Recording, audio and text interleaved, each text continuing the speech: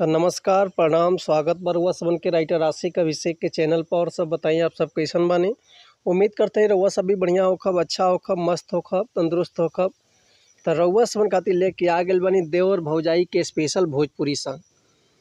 बिल्कुल फुल romantic song बा। अगर एकरा के रउआ बढ़िया म्यूजिक बनवा के बढ़िया से दिल से गायकी कहतनी तो 100% बाकी गाना और मार्केट में ब्लास्ट करी। लेकिन ऐसे पहले रउआ सबन से कहल चाहब कि अगर रउआ गायकी में इंटरेस्ट बा, गायकी में कदम रखले बानी, गायकी रउआ पसंद बा, गायकी के लिए रउआ चाहत नहीं, रउआ के बढ़िया मेटर नहीं मिलत, बढ़िया गाना नहीं मिलत, बढ़िया से तुकबंदी नहीं मिलत, बढ़िया रउआ सबन के म्यूजिक नहीं मिल पात, बढ़िया से रउआ गायकी नहीं कर पावत, तो रउआ अगर हमारा चैनल पर आ गए बन तो रउआ सबके निराश भइले के जरूरत नहीं है। काहे से कि रउआ सबन खातिर हम हर एक प्रकार के सॉन्ग लिखिले, हिंदी होके चाहे भोजपुरी होके, चाहे रउआ कोनो भी ट्रैक पर भोजपुरी गाना लिखवा सकिले। लव सॉन्ग, ऑर्केस्ट्रा सॉन्ग, बेवफाई सॉन्ग, पूर्वी, निर्गुण, भजन, लोकगीत, लयदारी, रंगदारी, जातिवाद सॉन्ग, जिला स्पेशल गाना, चाहे विवाह गीत, चाहे विदाई गीत, चाहे बोल बम के गाना, चाहे वो अपना मनपसंद के कोनो भी गाना लिखवा सकिले, वो बिल्कुल उचित चार्ज पर।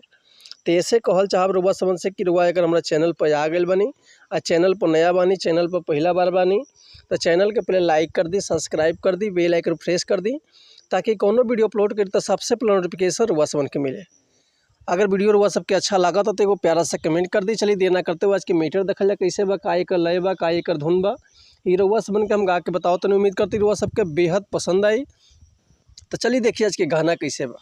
एगो देवर अपना भौजाई से मजाक करता, कैसे का कहता कि सुन सुन बड़की भाभी, सुन सुन छोटकी भाभी, कि सुन सुन बड़की भाभी, सुन सुन छोटकी भाभी, नाभि में डाले दोना चाभी, सुन सुन बड़की भाभी, अरे नाभि में डाले दोना चाभी, सुन सुन छोटकी भाभी, धीरे धीरे दोना दबी, लाहे लाहे दोना दबी, कि धीरे धीरे दोना दबी, लाहे लाहे दोना दबी, कि नाभि में डाले दोना चाभी,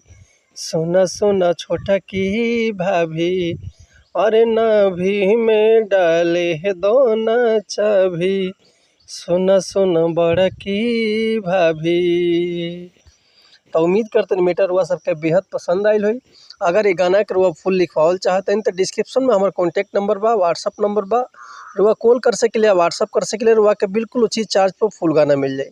लेकिन ऐसे पहले रुआ समन से कहल चाहब कि अगर हमारे गाँव में कोई मिस्टेक होता तो भैया क्षमा चाहता नहीं, ऐसे कि हम गायक ना ही रुआ समन के खाली बता सकिले, समझा सकिले। ये रउआ ऊपर डिपेंड करते हुआ जितना बढ़िया से गायकी करब उतना बढ़िया से गाना और मार्केट में ब्लास्ट करी। तो चलिए मिलाता है नेक्स्ट वीडियो में कुछ नया गाना, कुछ नया धुन, कुछ नया कंपोजिशन लेके। तब तक ले रुआ सब सन्मति चाहते नहीं। अगर रुआ कोनो भी तरह के म्यूजिक भी बनवाल चाहते हैं तो बेहिचक कॉल या व्हाट्सअप कर सकता नहीं। तो मिलाता है नेक्स्ट वीडियो में, तब तक ले नमस्कार प्रणाम, जय हिंद, जय भारत, जय भोजपुरी समाज, हर हर महादेव, जय शिव।